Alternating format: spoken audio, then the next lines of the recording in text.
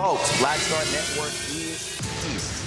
Hold no punches. I'm real revolutionary right now. Support this man, Black Media. He makes sure that our stories are told. Thank you for being the voice of Black America, Roland. Stay black. I love y'all. All momentum we have now, we have to keep this going. The video looks phenomenal. See, there's a difference between Black Star Network and Black-owned media and something like CNN. You can't be Black-owned media and be scared. It's time to be smart. Bring your eyeballs home. You dig?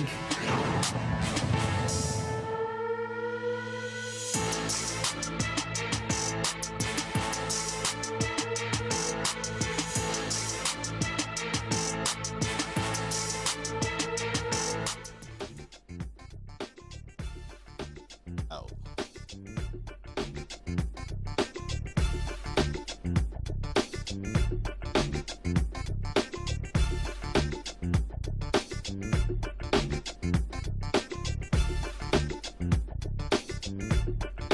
I got it. Let's go.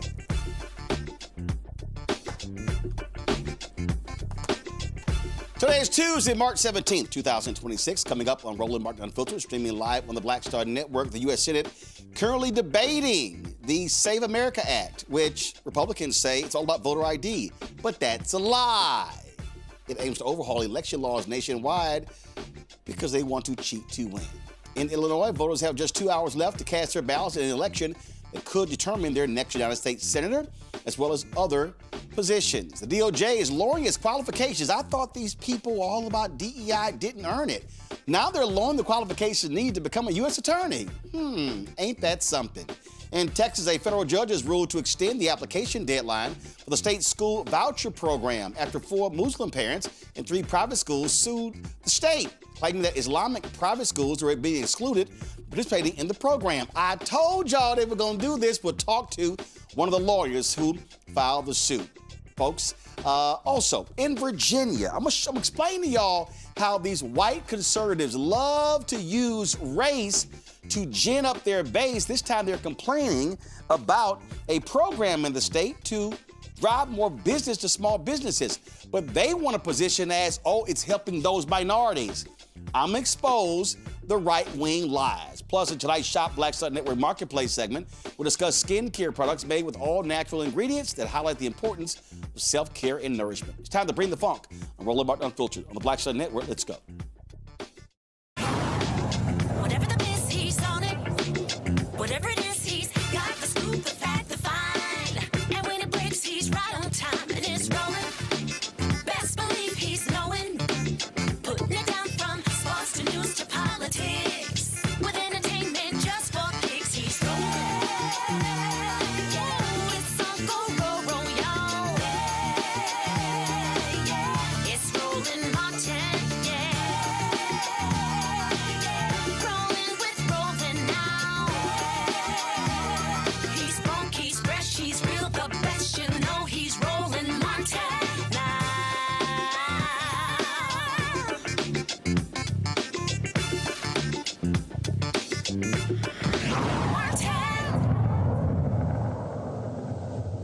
Folks, this is a live look at the United States Senate floor as they are debating the, Save America Act. And they keep sitting here. Republicans are saying it's voter ID, it's voter ID, it's voter ID, it's voter ID. But it's not. It's a lot more than voter ID. This is California U.S. Senator Alex Padilla. Let's go to the Senate right now. The SAVE Act is a Trojan horse, actually. It's a voter suppression bill filled with poison pills and designed to change the rules of the election as we're in the middle of primary election season already and the November election on the horizon. And for what? For partisan political gain? The president himself has said that if this bill passes, Republicans, quote, will never lose a race. For 50 years, we won't lose a race, end quote. The lead sponsor of this bill in the Senate has stated, quote, Republicans will lose power, likely for a long time, if we don't get the Save America Act passed, end quote. Colleagues, it doesn't get any more obvious than that. And here's how it works. The voter ID rhetoric is actually a bait and switch. The SAVE Act does not allow Americans to use their driver's licenses or other common forms of ID to register to vote. That's right. The SAVE Act does not allow Americans to use their driver's licenses or common IDs to register to vote. The SAVE Act would require a passport in order to vote, something that half of Americans don't have. Not to mention the $165 it costs and a 4 to 6 week wait time to get one. And if you're one of the 148 million Americans who does not have a passport, but you're otherwise eligible to vote, you'll need to, maybe dig through the attic or call your parents to try to find your original birth certificate. That's if you still even have it. According to one survey, there's an estimated 21 million people who lack access to these documents. That's a big chunk. Now, folks, earlier today, a reporter asked Republican House Speaker Mike Johnson if he could point out any example of voter fraud in previous elections in any state that this bill would fix.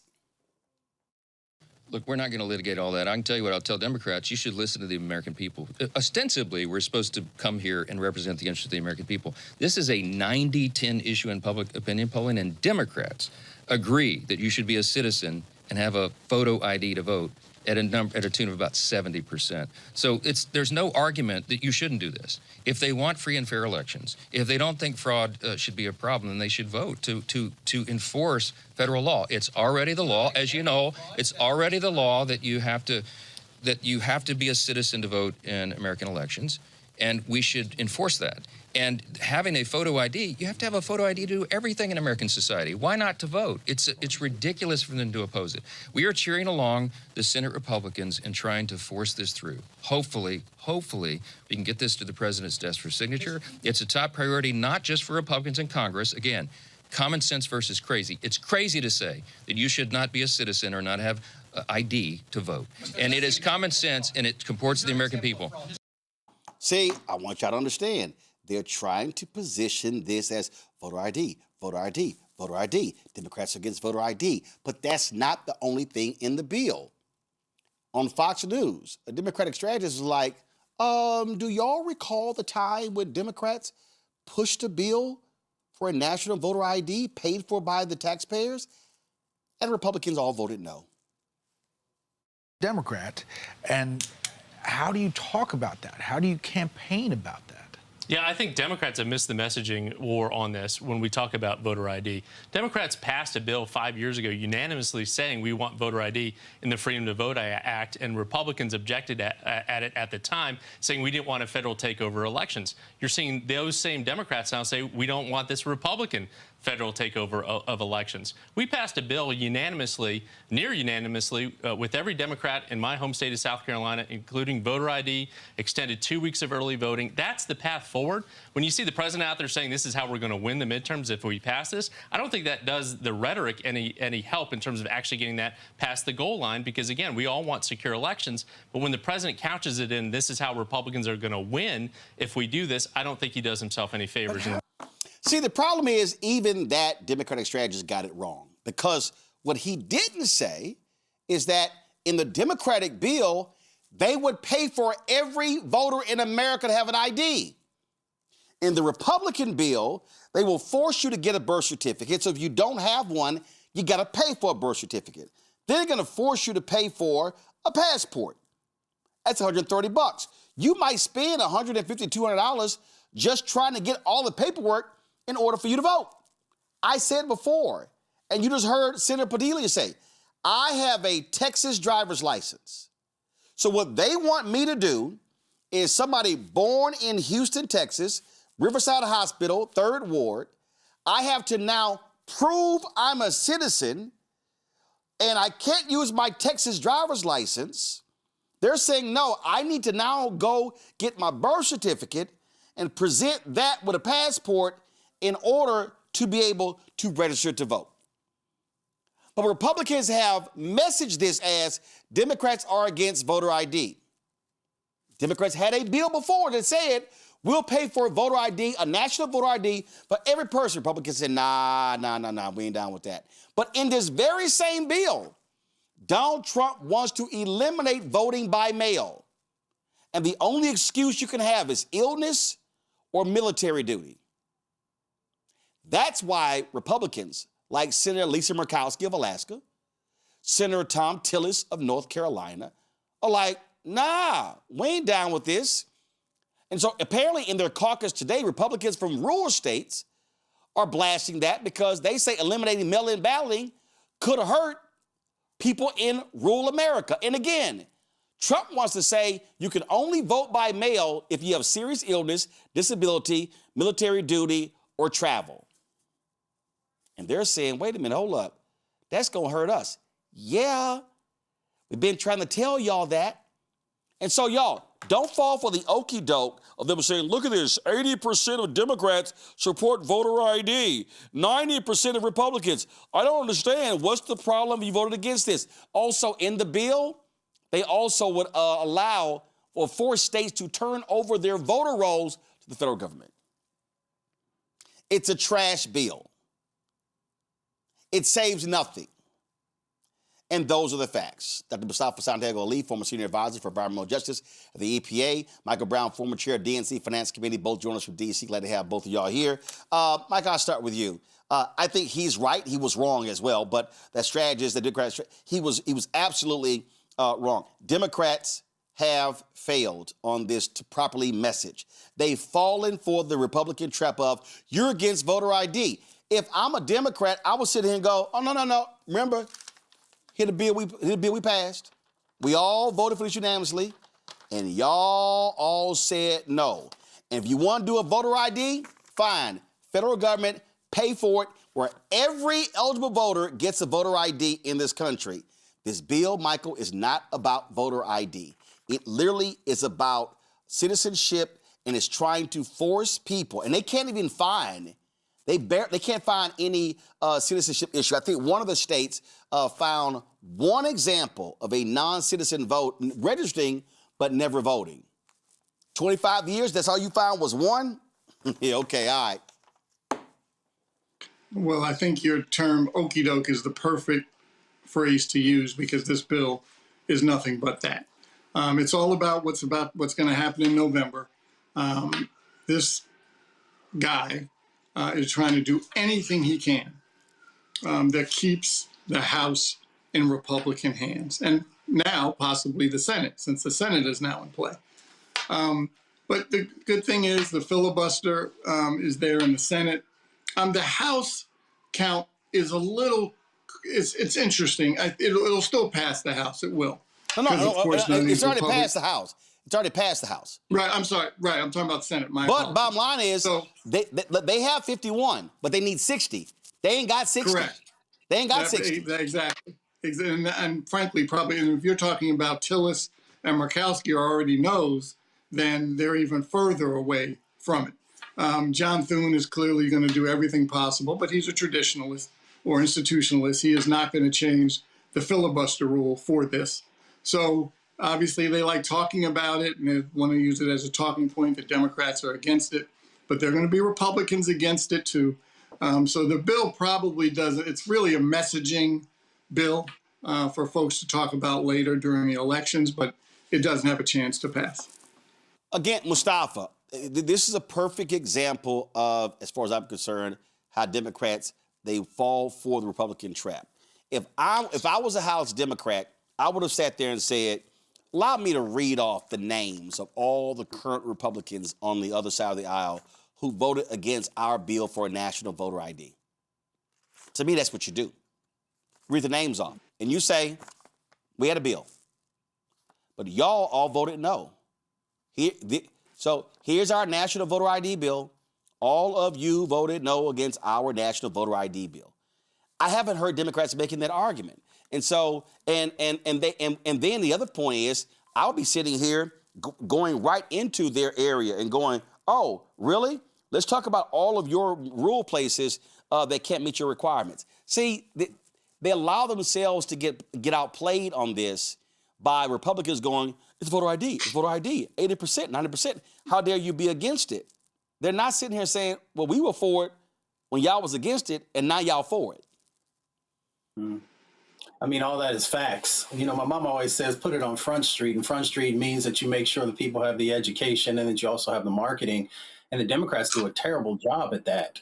You know, just putting the straight facts out there for folks, letting folks know, as you stated, you know, that there was a bill that could have made sure that we address whatever the particular issue is, even though, you know, voter fraud and those types of things is not really a significant issue inside of our country, and make them have to defend that. The other part of it is I come from rural America. I know that there was probably about 35% of folks, you might be lucky to bump up to 40%, who actually have a passport. So once again, you're disenfranchising the folks who come from rural America. Of course, they've done their research and they understand that when it comes to communities of color, especially the Black community and others, that, you know, sometimes we don't travel internationally, so we don't have that as well.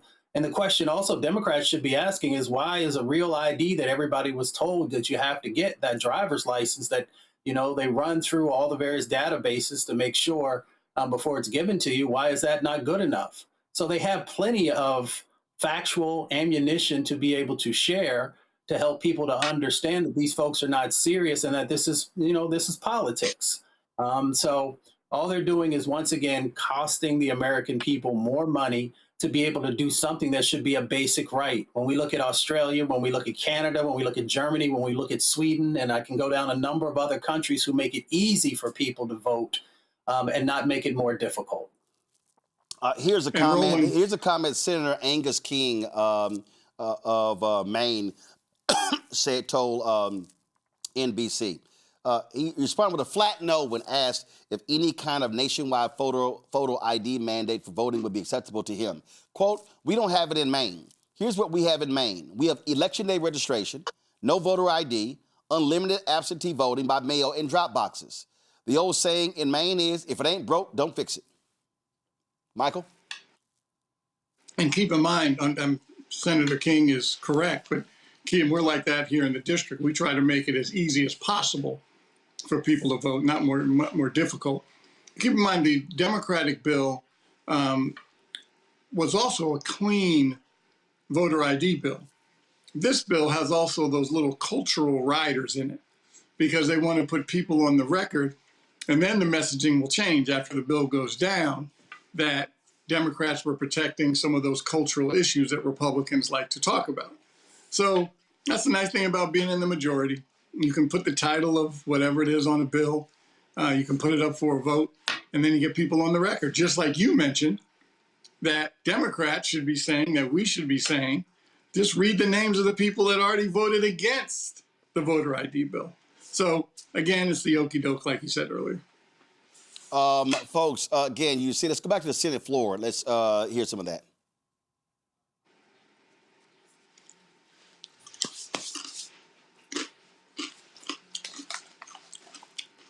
All right, folks, so we're waiting to see who comes up next. And so, listen, you know, Trump has said he's not signing anything, any bill whatsoever until this gets passed, but they ain't got the votes. And Senator Mike Lee of Utah, who's been pushing this, he knows they ain't got the vote. He knows they don't have the vote. But again, they want to make this all about Democrats voting against voter ID. And the bottom line, y'all, it ain't working. It ain't working. And what's so stupid is Trump wants to yell no mail-in voting when he's voted by mail before. That's how stupid this is. But then again, we are talking about an idiot. Quick break. We come back. I'm going to show y'all how Donald Trump is even more of an idiot. So he bombs Iran, then releases the oil embargo against Russia to alleviate gas prices. And now now Russia is helping Iran with drone satellite imaging. How stupid is this man? I'll talk about it next, right here, Roland Martin Unfiltered on the Black Star Network. With medicine and science under attack, I want to keep you and your family informed and healthy. I'm Dr. Ebony Hilton, and I knew at the age of 8 that I wanted to be a doctor. So I studied hard and became the first African-American female anesthesiologist hired at the Medical University of South Carolina since its opening in 1824. And I always say I was made into a doctor, but I was born to be a mom. And as a new mom, wife, sister, daughter, and friend, I understand how frightening a medical crisis can be. I care for individuals on some of the worst days of their lives, and it's my mission to provide you with a safe space to gain clarity on issues affecting your mind, body, and soul. I recognize that there are health disparities, particularly as it pertains to race, and I want to help bridge the gap between you and your healthcare providers. Join me every Thursday for Second Opinion on the Black Star Network, where each week I'll invite experts from various medical fields to share the latest health news. We'll discuss topics such as the vaccine debate, mental and sexual health, medical bias, infertility, menopause, andropause, nutrition, and aging. Together with my medical colleagues, we aim to provide you with a second opinion. Don't miss it, Thursdays only on the Black Star Network. This is Bill Duke, and you're watching the Black Star Network.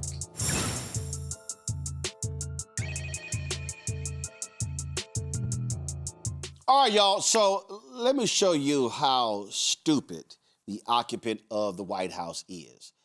We have launched a war against Iran with Israel. We've been bombing Iran. As a result, Iran has cut off the Strait of Hormuz. They've also been attacking fellow Gulf states. So Donald Trump, scared because oil has jumped above $100 a barrel, then decides to do this. Go to my iPad, Anthony. Trump removes sanction on Russia to help oil flow amid Iran conflict. It's really a war, not a conflict. Okay? Subhead, Treasury Secretary Scott Bessent said it was unfortunate that the move could benefit Russia, but maintained that it was only for the short term. Now, European allies are not happy because obviously the sanctions were put in place due to Russia's war against Ukraine. Now, this is what the Wall Street Journal is reporting today. Russia is sharing satellite imagery and drone technology with Iran. Moscow has expanded intelligence sharing and military cooperation to help keep Tehran in the fight against U.S. and Israeli military might. Okay, let me explain that again. So,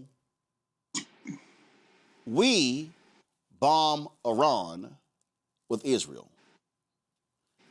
Oil goes up.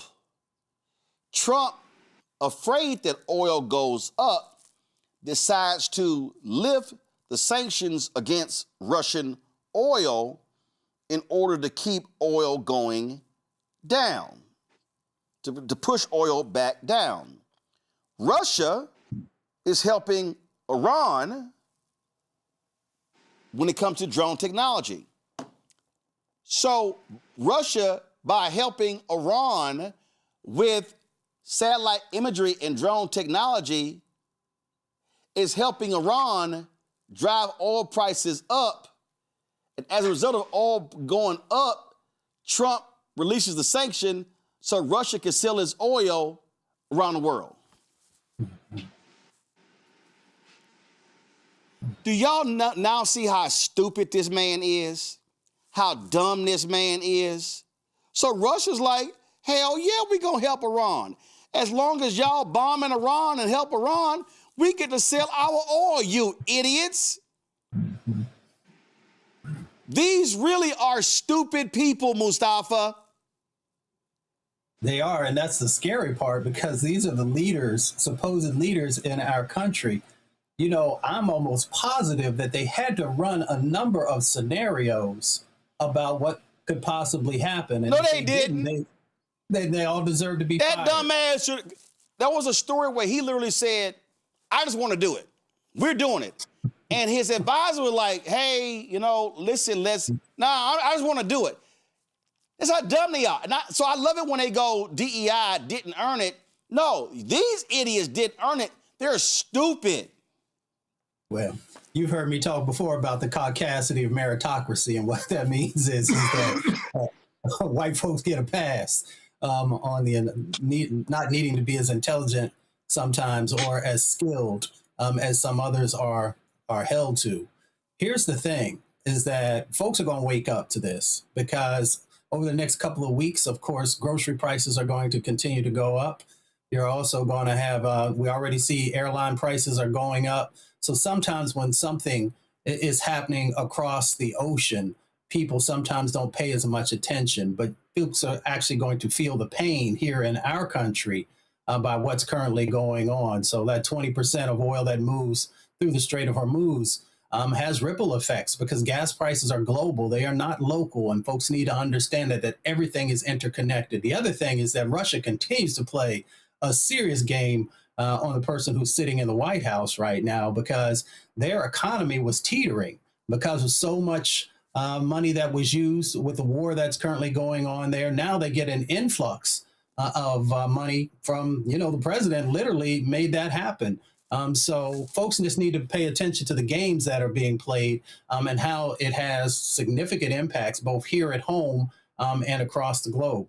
And here's what's hilarious, Michael. So Trump spends a whole year crapping on our European allies, talking about, I'm going to take Greenland, I'm going to do whatever I want, trashing NATO, and then turns around, hey, we need y'all help against Iran. They're like, nah, bro, we good. Then Trump's like, yo, y'all disloyal because y'all ain't help us as an ally.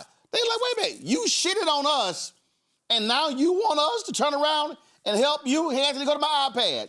And it's right here. Why, New York Times, why won't Europe help Trump in Iran? Let's count the reasons. President Trump says his NATO allies are disloyal for not helping the United States to clear an oil blockade, but they have a long list of incentives to refuse. You not gonna dog me. You not gonna dog me, treat me like trash, talk about my country, talk about we ain't doing this, we ain't doing that, how weak we are. I mean, he on and on and on, just dogging European countries. And then now, we want some help. And now he's like, all right, we don't need y'all help. Why your ass ask? If you ain't need our help, why you ask?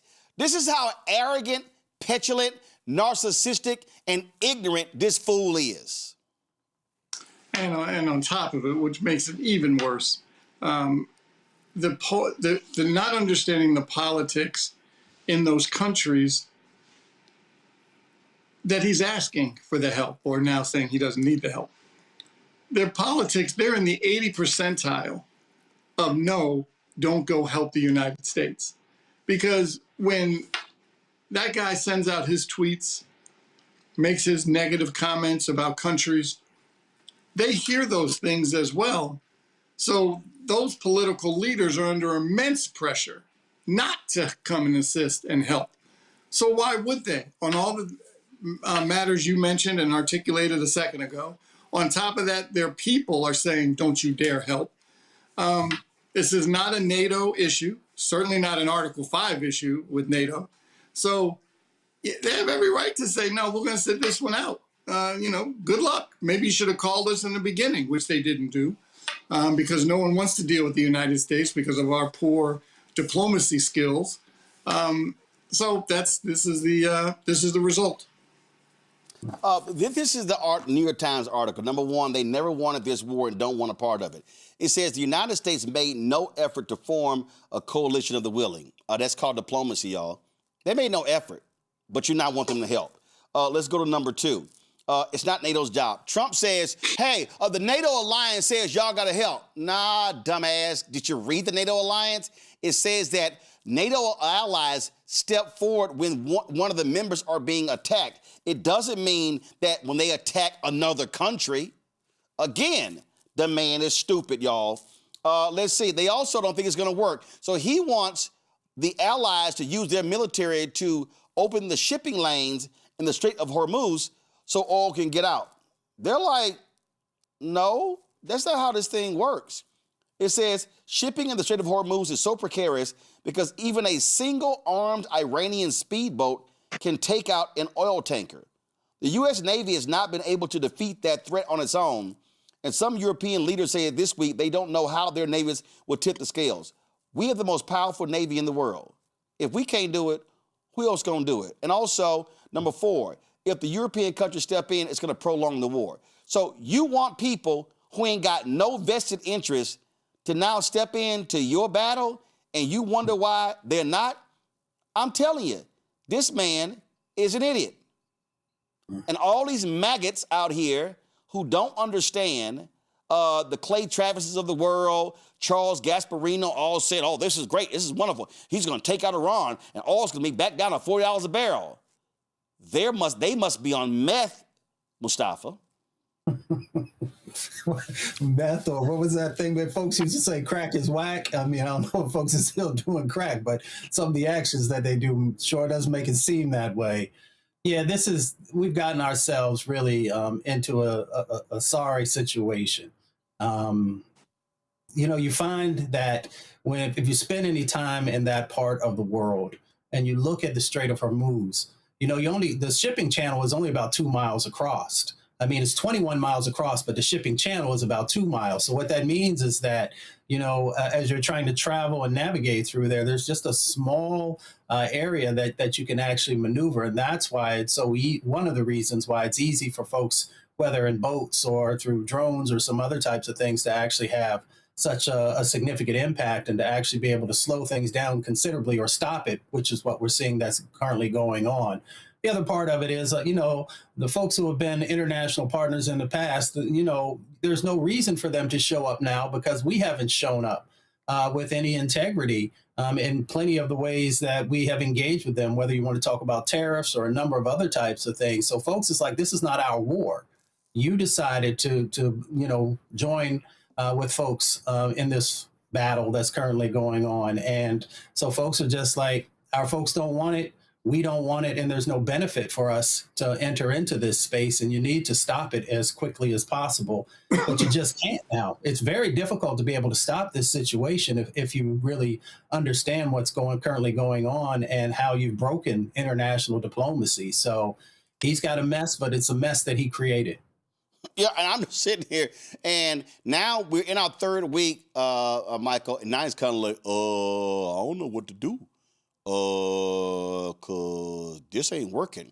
Now, Israel has taken out 2 top Iranians, including the security chief, but guess what? They're going to replace him. And so this whole idea, like this fool literally thought, oh, we could do it to Iran what we did to Venezuela. Nah, that's not going to happen. And really, the purpose of the war was all about the Epstein tapes. I mean, it's obviously one of the biggest distractions he could figure out to use. And same with Netanyahu. He has his own legal challenges in Israel, has a re-election coming up himself. It benefits both leaders to go into this war relative to clearly the president here is trying to hide a whole lot, has been from the beginning. And this is a great way to try to distract. And now they don't know what to do. Because again, he thought obviously Venezuela was real quick and easy and it worked out great. But now this is much more complicated. Now the rest of more of the Middle East countries, some of the Gulf nations are now involved getting attacked. I mean, Abu Dhabi UAE never thought they would ever get attacked unless it was from a stray bomb by a mistake. And now they're getting drawn in. It's a mess. They've made it a mess. Because all they have is these kind of yes people around him, no one to say, hey, this isn't really what we should do at this time.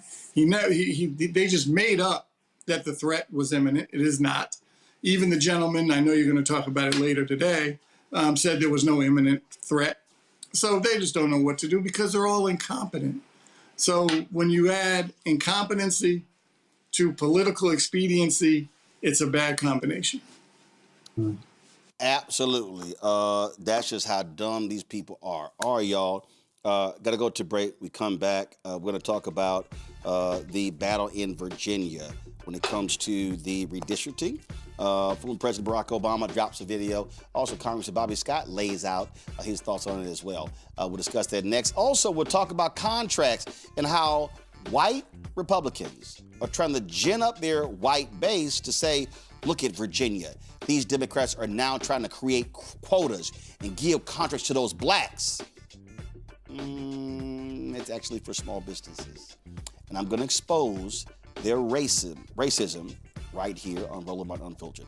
Support the work that we do. Join our Bring the Funk fan club. The goal is to get 20,000 people on average, giving $50 each a year. You could give, if you give less to that, we certainly appreciate it. If you give more, appreciate it as well. The goal is to raise about $1 million from our fan base to offset the cost of this show and the 6 total shows we have on the network. Which is about $195,000 a month. And so if you want to support us, do me a favor, contribute via Cash App. Listen, what you get here, you ain't getting nowhere else, folks. Nobody else is doing what we do 7 days a week, 5 days a week live, 7 days a week. Cash App, use the Stripe QR code. You see it right here. Check some money order. Sorry, use for credit cards as well. The Stripe QR code. Check some money order. Make it payable to Roland Martin Unfiltered. P.O. Box 57196, Washington, D.C. 2003 7-0196. PayPal's R Martin Unfiltered. Venmo RM Unfiltered. Zelle Roland at RolandSMartin.com. Roland at RolandMartinUnfiltered.com. We'll be right back.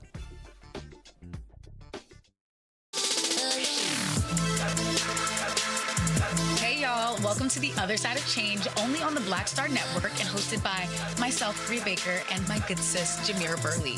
We are just 2 millennial women tackling everything at the intersection of politics, gender, and pop culture. And we don't just settle for commentary. This is about solution-driven dialogue to get us to the world as it could be and not just as it is. Watch us on the Black Star Network, so tune in to The Other Side of Change.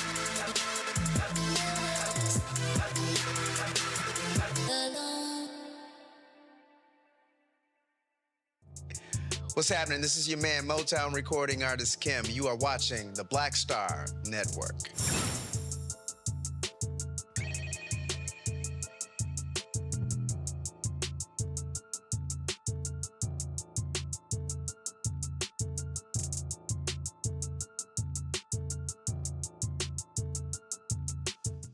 Republicans are voting in big numbers right now in early voting for the April 21st special election that could change the congressional maps in Virginia. If voters say yes, then it will be 10-1 in favor of the Democrats compared to the maps right now. They've been running campaign commercials, and former President Barack Obama, he dropped this one on behalf of the Fair Coalition.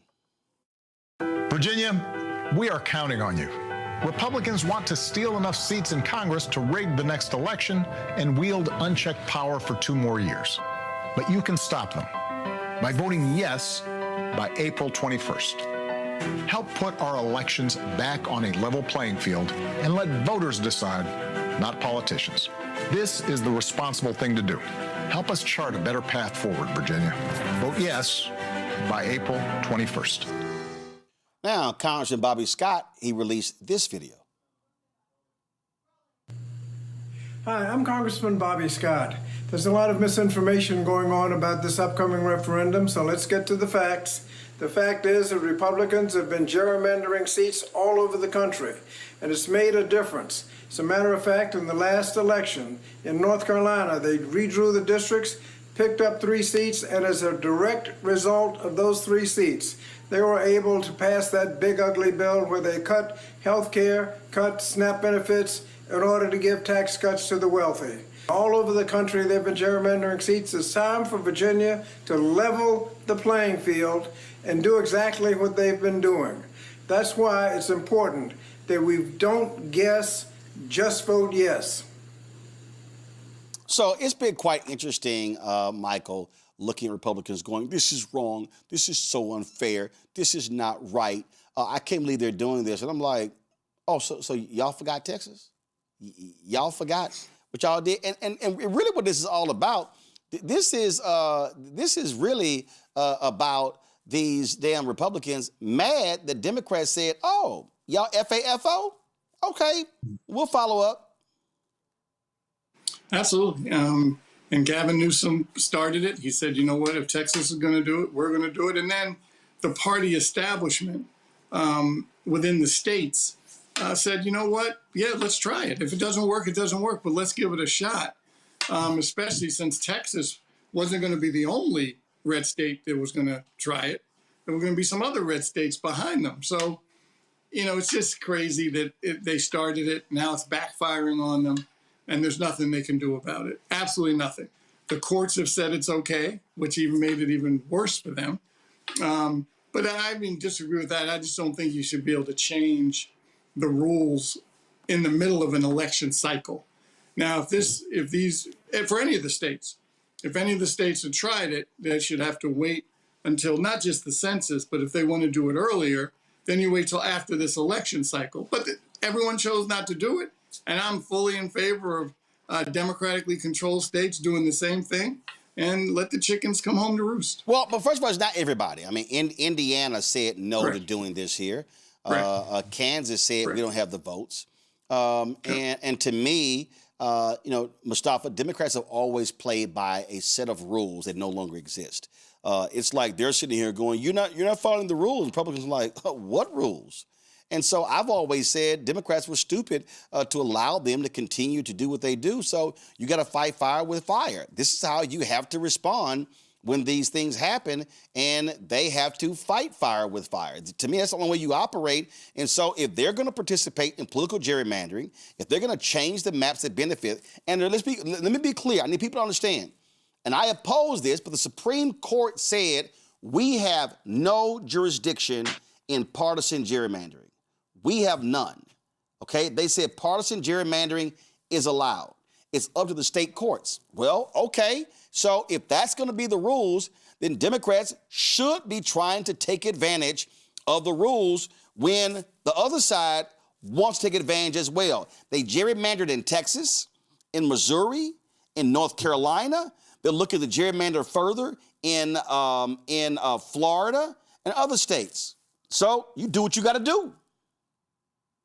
You do. I mean, we got to get away from this madness also at some time, but we also have to put a stop to this craziness that's going on right now, where no one wants to follow the rules. And we find ourselves in this moment. So, what's good for the goose is good for the gander type thing, as my grandfather used to say. And so we find ourselves in this moment where, you just got to stand up, you got to push back, and you've got to do what's necessary to be able to get us back on track.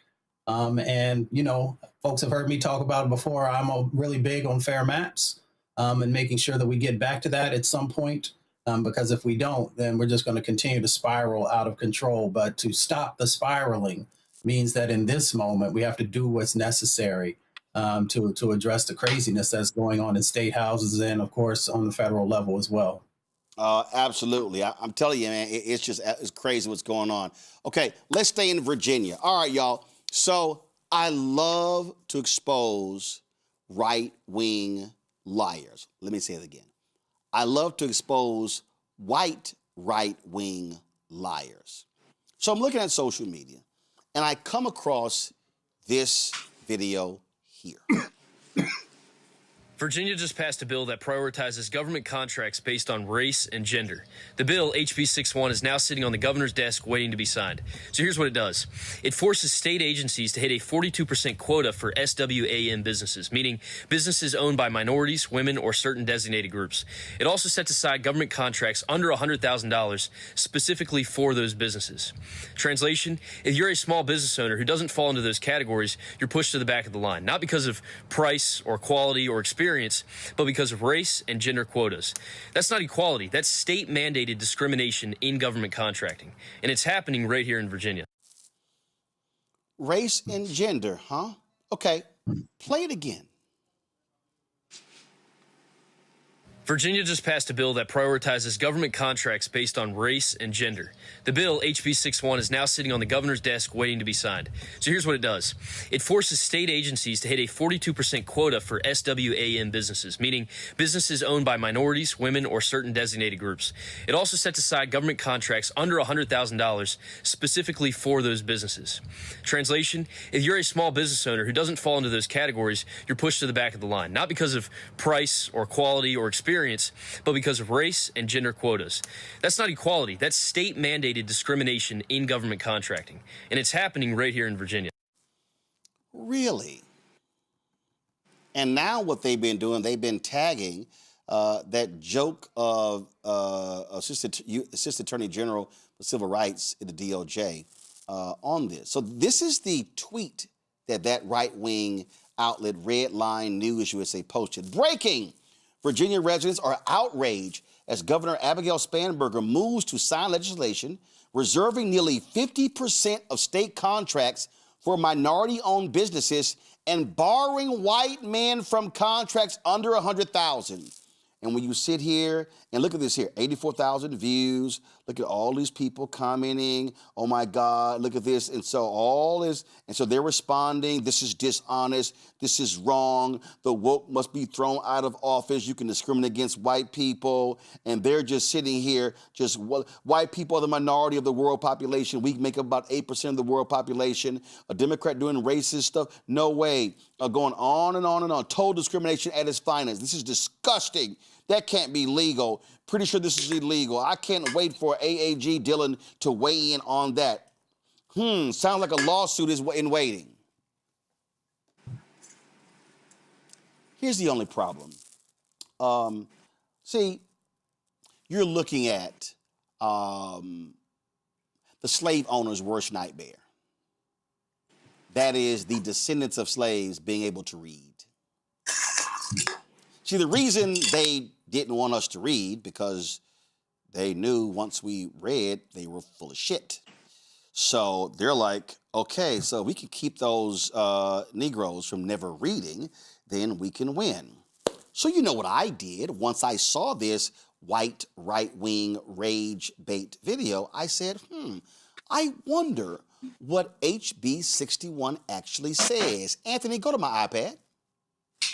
This right here, y'all, is called HB 61. It is the Small Swam Business Procurement Enhancement Program. Okay? So I'm going to read for you the summary. Department of Small Business and Supplier Diversity, Small Swam Business Procurement Enhancement Program established. It establishes the small, let me just push this in. It establishes the Small Swam Business Procurement Enhancement Program with the statewide goal of 42% of certified small swam business. As such term is defined in the bill, utilization and all discretionary spending by executive branch agencies and covered institutions in procurement orders, prime contracts, and subcontracts, as well as a target goal of 50% subcontracting to small swam businesses in instances where the prime contractor is not a small swam business for all new capital outlay construction solicitations that are issued. The bill provides that executive branch agencies and covered institutions are required to increase their small swam business utilization rates by 3% until reaching the 42% target, or, if unable to do so, to implement achievable goals to increase their utilization rates. In addition, the bill provides for a small swam business set-aside for executive branch agency and covered institution purchases of goods, services, and construction requiring that purchases between $10,000 and $200,000 be set aside for award to certified small swam businesses, and a micro business set aside for such purchases, requiring that such purchases be up to $10,000 be set aside for award to micro businesses. Now check this out. This is where they sit here and say, what does this make it made up of? Look at this. It said, as well as, so right here, this paragraph here, the bill creates the Division of Procurement Enhancement within the Department of Small Business and Supplier Diversity for purposes of collaborating with the Department of General Services, the Virginia Information Technologies Agency, the Department of Transportation, the State Council of Higher Education for Virginia, and covered institutions to further the Commonwealth's efforts to meet the goals established under the Small Swam Business Procurement Enhancement Program. And here, y'all, is the money, as well as implementing initiatives to enhance the development of small businesses, micro businesses, women-owned businesses, minority-owned businesses, and service-disabled, veteran-owned businesses in the Commonwealth. Allow me to read that again. To enhance the development of small businesses, micro businesses, women-owned businesses, minority-owned businesses, and service-disabled, veteran-owned businesses in the Commonwealth. Finally, the bill requires the Director of the Department of Small Business and Supplier Diversity to conduct or contract with an independent entity to conduct a disparity study every 5 years, with the next disparity study due no later than January 1st, 2021. The bill specifies that such study shall evaluate the need for enhancement and remedial measures to address the disparity between the availability and the utilization of women-owned and minority-owned businesses. That's literally the summary of the bill. So that means that where they say small businesses, that includes white men, white women, Black, Latino, Asian American, Native American, disabled veterans, women, everybody. It outlines all of this. So what you have with these white right-wing ideologues, this bill's keeping us out. It says that if you're a white man and the contract is under 100,000, you can't apply. That's a lie. Oh, they're establishing a quota of 42% and 50% for all contracts for minorities. No, the 42% and 50% is for small businesses. And they outlined all of the people who are in the category. Why are they doing that? Why are Democrats in Virginia doing that? Because let me explain to y'all how Republicans normally operate. Republicans believe in big business. So Republicans like to bundle contracts. So when you bundle contracts, you make it harder for a small business to compete for the contract. So let's say there's an advertising contract. And if I had an ad agency, being African American, and I wanted to apply for it, well, if they unbundle the contracts, that means that I can try to get that contract now, which means I become a prime contractor. Now, I can decide how I'm going to disseminate the contract, and I could disseminate it to other larger agencies, but I got the prime contract. Who did that successfully? Maynard Jackson. When Maynard Jackson became mayor of Atlanta, what he saw was that, and remember, when Maynard Jackson became mayor of Atlanta in 1973, African Americans were getting 0.0012% of all city contracts. Not 1%. Half of 1%, 0.5. No, not 0.5. Not 0.25. Not 0.10. 0.0012%. He said, well, what's the dilemma? Oh, you're a small business and you can never become a prime.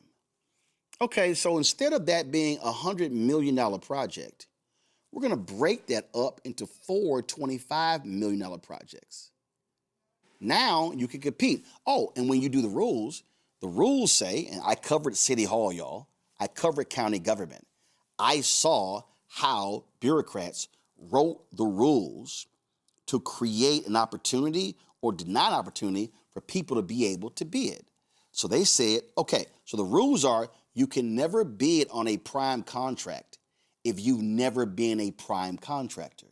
Well, if the contract is too big for me, I can never bid on a prime, I'm always going to remain a sub.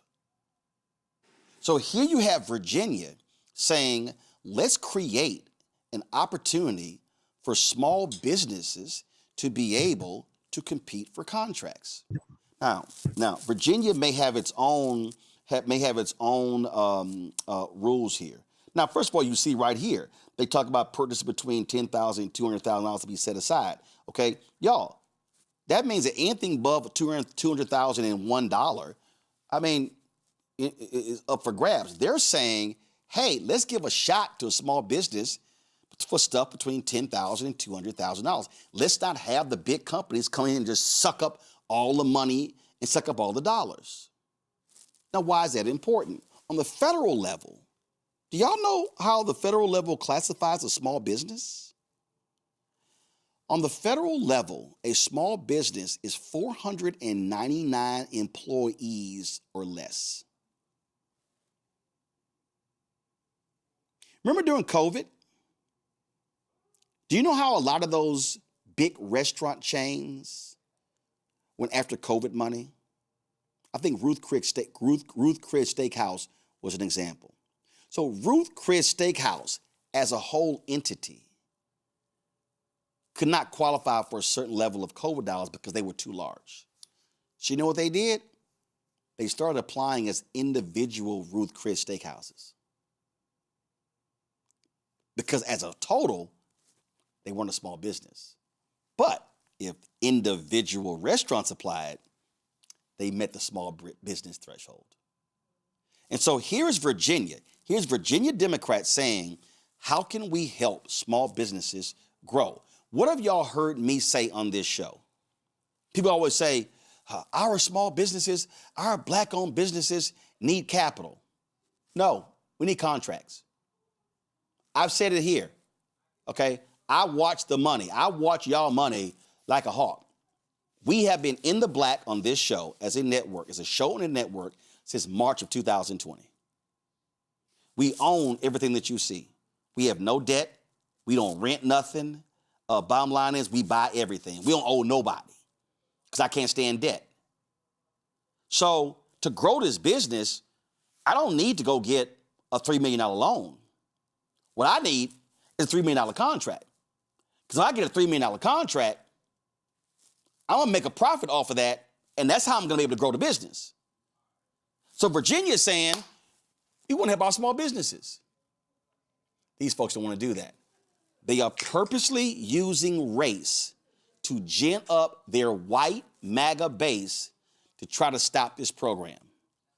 That's how these racists use race in 2026 to stop things from happening. And this is why they have to be called out at every turn, Michael. Absolutely. And they the constituencies you're talking about, count on their supporters not reading what you just read, those two very important paragraphs. Because then if they see service disabled, veterans, oh no, my brother's a veteran, or, it changes the dynamic. So the folks online, I don't know what the gentleman's name is who we were looking at earlier, they just want to give them that red meat to make them think it is about, see, you're getting replaced. They're giving these free contracts to people of color. Oh, maybe a couple women will get it, that's fine. But that's it. It's basically putting white men on the sideline, and that's their sale. And it obviously has worked for a particular presidential candidate twice, and it's going to work. They're trying to make it work on the state level, but more importantly, where the dollars are in contracting. So you articulated it perfectly. It was a perfect business class 101 about how this is the way it should be done, because the majority, soon to be the minority, I guess it's in 2030 or 2031, whatever it is, anytime the playing field gets level or attempts to get the playing field level on contracting, it's a problem for the white male leadership class. And that's what this fear tactic is all about. Mustafa. I mean, Michael, he laid it out along with yourselves. It's about trigger words, right? People know the power of trigger words and how you use them around misinformation and disinformation. It is a part of the history of us in this country. It's gotten our communities burnt down. It's got our communities bombed. It's got our communities, all these different types of things. So folks now utilize it in the 21st century as a way to limit wealth and opportunity. And that's why they exclude certain things and they highlight other things that they know that their base or their viewers will grab hold of. And as was said, and folks then don't read. Unfortunately in our country, the percentage of folks who read, whether it is a book or an article or whatever it might be, continues to get less and less. So that's why it's important for this show and others who are bringing this information forward. That's why it's important for Democrats in Virginia to also make sure that they're bringing the information forward in a way that helps people to understand what this really is and what it is not. And that helps people to make better decisions, because folks don't want you to make a decision. They want you to be angry. They want you to go to the lowest common denominator. And that's how a lot of folks operate. So I'm glad we brought this forward. And it's incredibly important because if folks actually read, they would look at the small, tiny percentage. Roland, you and I have had conversations before on the federal contracting side when it comes to Black communities and others. And, you know, whether it's in Virginia or other places, we have a long way to go to have parity. The last thing I'll say is that when you were reading that article, the thing that people should also pay attention to is that it talks about certified businesses. So you have certain things you have to go through, criteria to meet to be certified. So it's not like folks are just throwing money around. Folks are prepared to be able to enter into this space. And that's why folks should be able to have an opportunity to fully compete. Absolutely. All right, y'all, got to go to a break. We come back. Oh, I can't wait to discuss the next story. Texas changes the law to allow for billions to go to private schools, charter schools, religious schools. So why are they denying Muslims? I'll talk with the attorney who's filed a lawsuit against the program. That's next, right here on Roland Martin Unfiltered on the Black Star Network. With medicine and science under attack, I want to keep you and your family informed and healthy. I'm Dr. Ebony Hilton, and I knew at the age of 8 that I wanted to be a doctor. So I studied hard and became the first African-American female anesthesiologist hired at the Medical University of South Carolina since its opening in 1824. And I always say I was made into a doctor, but I was born to be a mom. And as a new mom, wife, sister, daughter, and friend, I understand how frightening a medical crisis can be.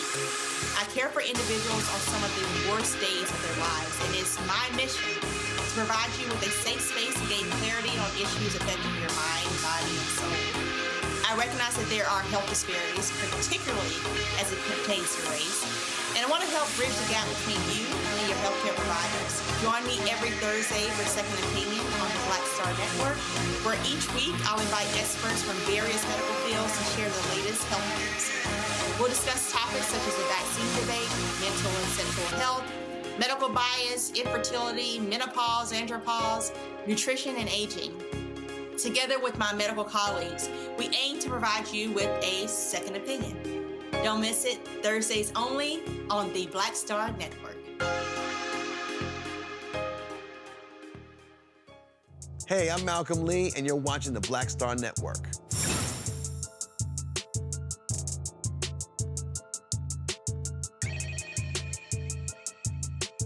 Oh, hashtag we tried to tell you. When Republicans in Texas passed their so-called lying school choice bill, they said it was going to create opportunities for all Texans to be able to take advantage of the resources of the state. So what did they do? They said, oh, we're going to have these new schools, we're going to have these charter schools and religious schools and private schools, and we're going to have true choice in the state.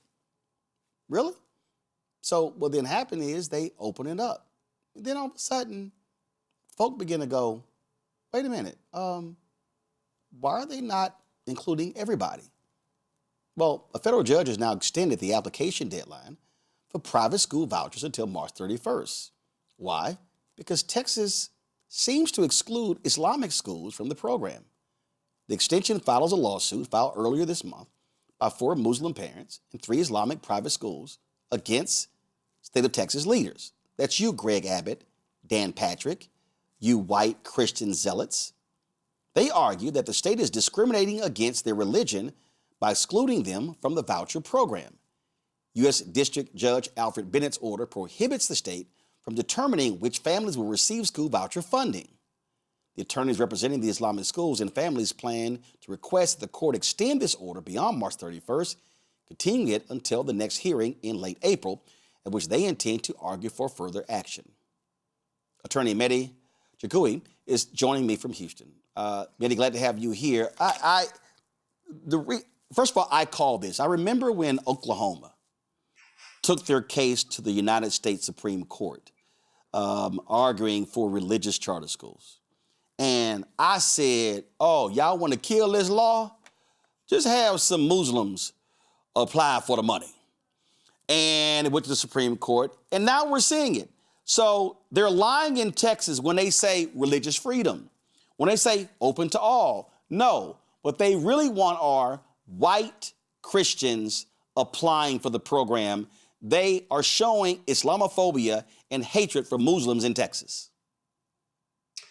Well, look, I think at the end of the day, what we're asking for is equal treatment. We're asking for equal opportunity, just like everyone else. We're asking for a program that's state-sponsored, state-funded, to treat everybody regardless of race or ethnicity or religion. I would be taking this fight to the state of Texas if it were on behalf of my Christian friends, my Jewish friends, or perhaps my secular friends. They don't want to follow any faith. But to have the government, so blatantly discriminate against Islamic schools on a program like this and claim that it's not, and claim that their petitions or the applications are held up for review and there's further screening, that just couldn't be further from the truth. And I hated to be counsel for the state today because some of the questions that Judge Bennett was asking were very poignant. And unfortunately, the defense did not have a very good answer for any of those questions. And again, we see what's going on here. So it's not like they're being denied because the curriculum is weak, because there are financial instability, because they have unstable leadership. No, it is abundantly clear what they're doing. The fact that not a single Islamic school in the whole state has been able to access the dollars. Yeah, we estimated about 30. There are about 30 private Islamic schools around the state of Texas, and they are literally, as I stand here talking to you, and I haven't checked in the past hour, but I do check every day, they are 0 for 30. One of their arguments was that the institution that accredits most Islamic schools, and not all of them, it's called Cognia. They alleged in their briefings that initially it was an issue with Cognia. So some Cognia schools had to be held back for further review. But then they later disclosed that out of the 700 Cognia accredited schools, 600 were actually approved and added to the list. And of the 100 that were held back, 30 of which were all Islamic schools. And, you had to be there to watch. But Judge Bennett basically says you can't get those odds throwing dice. If you're literally making the assumption from you, making it easy for a judge to rule that this is really just based on religious discrimination and nothing further. So they couldn't come up with any good, decent reason why these schools were excluded. There was no official review. There was no criminal investigation. There was no anything that would give them any type of fodder in terms of why is it that these schools were being held back, other than what it seems like everybody knows, which is the fact that they're Islamic. And by the way, I want to make a clear distinction. When we talk about an Islamic private school, that's like saying a Lutheran school or Catholic school, or they are teaching a curriculum that is accredited by the state of Texas, meaning all the basic topics and subjects. It just so happened that they're doing it in the context of an Islamic, religious or faith-based education. Just so that for the viewers and the listeners to understand that this is not a case of a school that teaches just memorizing the Quran or only Islam-based studies. This is a K through 12 school accredited by the state of Texas that offers education in the context of an Islamic based faith. Yeah, it's like when they want to pass a law to say you got to put the 10 Commandments up in every class. Okay, how about we put the Quran up? How about we put the Torah up? See, this is all about, again, this is about white, right-wing, ideological Christianity. This is not about religious freedom. Because whenever they say religious freedom, it's like, oh, the Christians, we're being persecuted. But they want to persecute other folks. You're saying right now Republicans in Texas are complaining about, look at all these Pakistanis sitting here. This mall is being taken over. Oh, but I'm sorry, but you were raising money from Pakistani American business owners. I mean, so what we are seeing is Islamophobia running rampant in Texas. And what they're saying is, if you are a Muslim in Texas and you're a taxpayer, we'll take your money, but you can't get it back. Yep. And, this is the backdrop of all of this is the Republican primary that just happened in March 3rd here in Texas. And what's sad about this is that you'd watch these political campaign ads, whether it's Senator Cornyn's or Ken Paxton or Comptroller's office, the candidates campaigning for Comptroller. And it wasn't about reducing the cost of living or fighting inflation or dealing with public safety or anything else that really should matter to their constituents. They literally just were talking about this so-called invasion of Muslims to the state of Texas, Islamification of Texas, fighting Sharia law, which none of them can basically ascertain. What is Sharia law? When you say law, by default, that means a court is going to enforce that law. Show me one court in Texas, whether it's Justice of the Peace, District Court, Appellate Court, any kind of court that's going to leave behind the codes, what's being codified in the Texas laws, and goes and applies Sharia law. It's stupid to even argue that anything other than Texas state law is being enforced. They cannot enforce Sharia law just as much as they cannot enforce canon law or some type of Jewish law. But unfortunately, that's the choice they made, is to vilify one religion, to stoke up the fear, the hate, and really not talk about what matters to the constituents and the voters, which is cost of living, price of gas, inflation, and other things that matter to everyday American citizens, and particularly Texans. Well, and what they also are doing, let's just be honest, now they're trying to say, oh, the Council of American Islamic Relations care. They're involved in Greg Abbott's life. They're a terrorist organization. They're just trying to throw everything at these schools to deny them access to these voucher dollars. Yeah, that's how they made the connection initially. So basically, the Governor Abbott, designated CARE as which is a civil rights organization. I have no association with CARE. I've heard of them. They're a civil rights organization that fights for issues involving Muslims around the state and nationwide. And Greg Abbott decided he's going to designate them as a terrorist organization. Now, to the best of my knowledge, that's a designation that is reserved for the U.S. State Department. How did Abbott make that designation, and on what grounds? And I think he was mimicking what Governor DeSantis was doing in Florida, which, by the way, that designation got struck down by a federal judge just about 3 or 4 days ago. So there's a pending lawsuit in Texas by CARE challenging this designation. So what Abbott was able to do is say, look, these schools may have had some type of contact at some point with CARE. And I think there's even a phrase there that says shared facility. That means if you share the facility with an organization like CARE that is being accused of being a terrorist organization by the governor of Texas, then you automatically are under review. Therefore, you're unlikely to qualify for these state funds. And that's just the most absurd, overreaching, type of tactic that he can come up with. But that's what we have to deal with. And that's why I couldn't take it, and I had to file the first lawsuit challenging the state comptroller's exclusion of Islamic schools. Well, it needed to happen. Questions from my panel. Mustafa, you first. Okay. Well, thank you for everything you're doing, brother. My question is, at the end of the 2 weeks, what will happen then?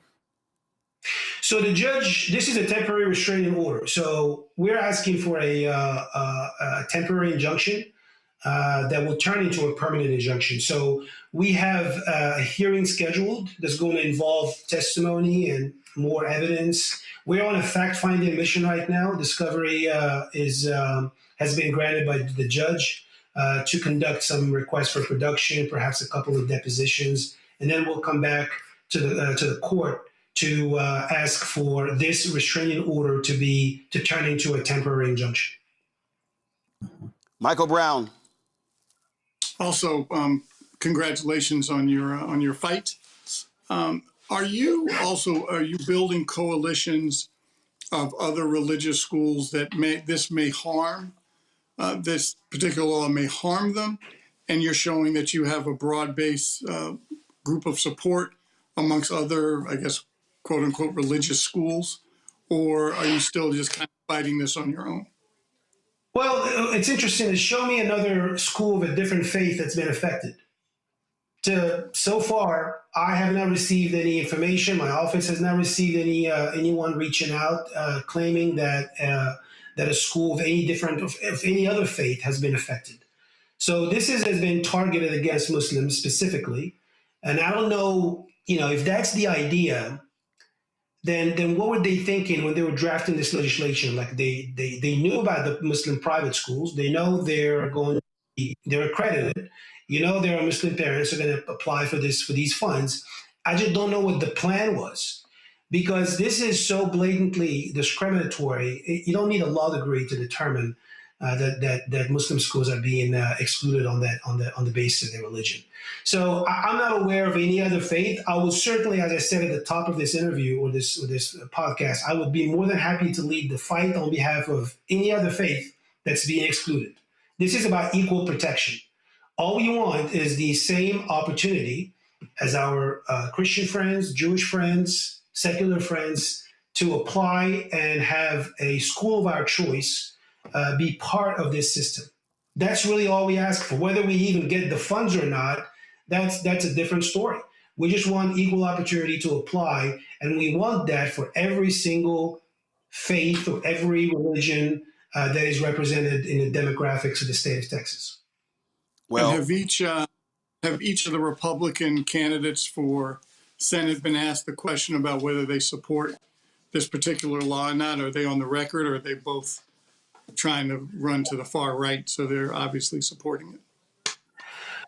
Well, I don't have any information about or to be able to answer your question. What I do know is that there's I think a Texas congressman. I think his name is Chip Roy. Chip Roy, hard right congressman who was running for attorney general. Yeah, he started a coalition in the U.S. Congress, called it the Anti-Sharia Coalition. And I think he got about 50 representatives to join him so far. And again, I would love to have a conversation with these individuals to find out what he means by Sharia law and what he means by, banning Sharia law and what is Sharia law. This is just nothing but, listen to this. Here's what I think. I think bigotry thrives in ignorance. When people don't understand something, they're more vulnerable to be scared of it, especially when you have individuals in leadership positions with a bully pulpit or a bully bullhorn telling them about something to deflect from the real issues that they're having to deal with. And when I saw a political ad of John Cornyn, has been a senator for the state of Texas for the longest, and he's not campaigning on anything else other than the de-Islamification of Texas. I don't even know what that means. If you know what that means, please let me know. Muslims account for less than 1% of Texas, or perhaps 1 to 1.5% of the Texas population. I don't know what that means, but that's what we're dealing with. So I don't know about local leaders, whether they've been asked. I'm monitoring the X account of Greg Abbott and the comptroller to see how they're reacting. But so far, Greg Abbott's X account has been a fantastic resource of evidence for us in this case. So let him keep tweeting. Yeah, like keep tweeting. Every time you tweet as the governor of Texas, that is public record and it enters into the court record. Mehdi, we appreciate it. Good luck with this. Listen, I'm a Christian, and I'm not afraid. If you're going to talk about a public program, taxpayer dollars, and you're going to claim that religious schools can apply, you can't sit here and say, oh, only Christian schools. That simply can't happen. But the anti-Muslim hate is real in Texas and Alabama, other places as well, and that's what this is all about.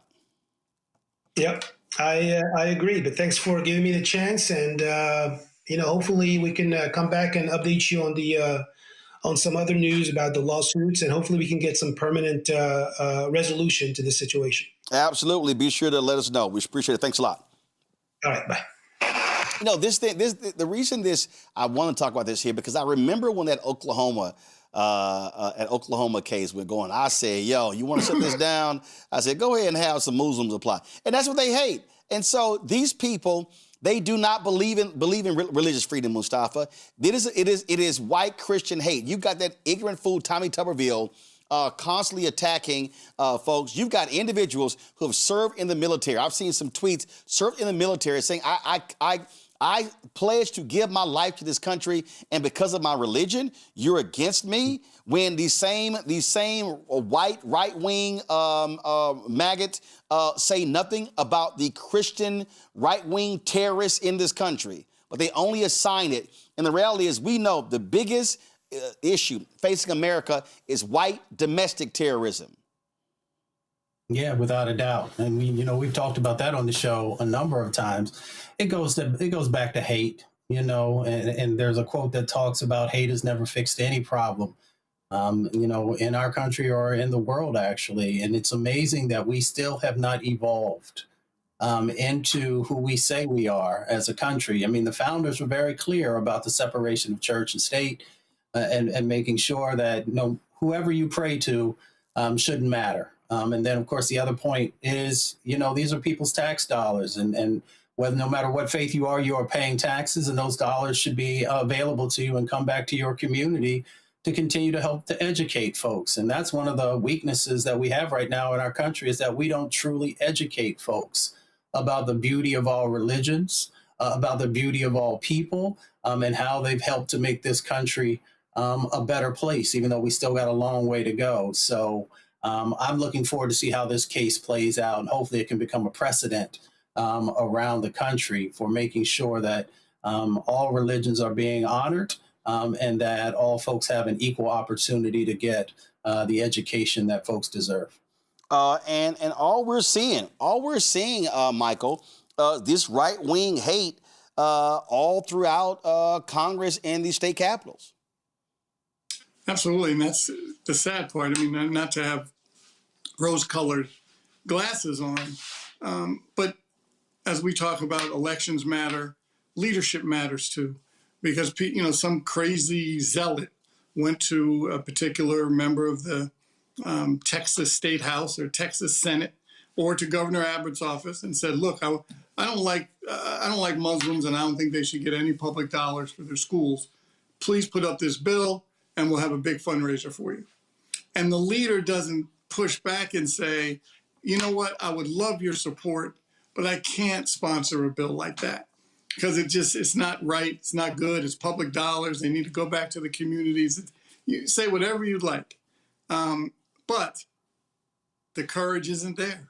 Just like, and not just to zero in on what's happening in Texas, in Austin, but right here in Washington, with the Republican Party, have completely just said, you know what, there doesn't need to be a House of Representatives.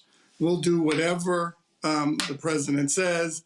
Poor Mike Johnson, and I don't mean poor in a good way, I'm talking poor, because clearly he's with that agenda, as I'm sure some of these Texas local elected officials are, but they never push back. And that's because deep down, white supremacy, or now it's becoming more of a religious supremacy, depending on the religion, obviously, that really matters. That's at the top of their agenda. Absolutely. All right, folks, got to go to a break. We'll be right back with Black Star Network headlines with Brittany Noble. You're watching Roland Martin Unfiltered on the Black Star Network. Support our work. Join our Bring the Funk fan club. If you want to give via Cash App, use a Stripe QR code. That's for credit cards as well. Checks and money order. Make it payable to Roland Martin Unfiltered. P.O. Box 57196, Washington, D.C. 20037-0196. Again, PayPal, R Martin Unfiltered, Venmo, RM Unfiltered, Zelle, Roland at RolandSMartin.com, Roland at RolandMartinUnfiltered.com. And again, if you want to do Cash App, use a Stripe QR code. That's all, this QR code right here, also for credit cards. And again, please, checks and money order, make it payable to Roland Martin Unfiltered, P.O. Box 57196, Washington, D.C., 20037-0196. Back in a moment. A decade of love, joy, and power. Black Voters Matter is 10 years old, and we are just getting started. This is love with a purpose. This is Black joy in motion. This is unstoppable power. across campuses, neighborhoods, and back roads. Let's go! We show up not just to vote, but to be seen, to be heard, to belong. We ride together, we organize together. We remind each other that our voices matter, because they always have. Black Voters Matter is about more than ballots. It's about housing and healthcare, clean water and living wages, education, reproductive freedom, and dignity. It's about turning pain into action, turning belief into movement, turning community into power. We don't wait to be invited. We bring the energy. We bring the love. We bring the people. Because when Black communities come together, we don't just survive, we thrive. This is how change happens. This is how history moves. We organize, we build, we win.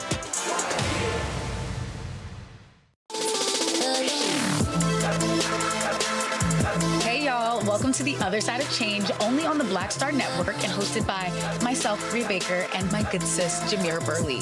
We are just two millennial women tackling everything at the intersection of politics, gender, and pop culture. And we don't just settle for commentary. This is about solution-driven dialogue to get us to the world as it could be and not just as it is. Watch us on the Black Star Network, so tune in to The Other Side of Change.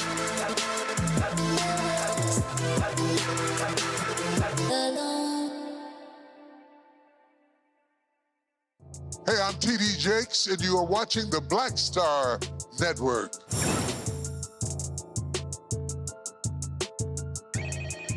Folks, time for Black Star Network headlines with Brittany Noble. The U.S. Supreme Court will hear arguments next month on the Trump administration's request to end temporary protected status for Haiti and Syria. In a one-page order, the High Court said it would schedule an hour in April to hear arguments about whether some 356,000 people from the two countries should keep their deportation protections under TPS. It also requested both sides submit legal briefs in the coming weeks. So far, the Supreme Court has greenlit an emergency request to allow the Trump administration to end TPS for Venezuela, leaving over 500,000 people from the South American country in turmoil without the deportation protections. But Monday's order delayed making a call on the Trump administration's request to end TPS for Haiti and Syria. It also sets the stage for a consequential decision that will shape the future of hundreds of thousands of immigrants from several different countries living in the United States under protection.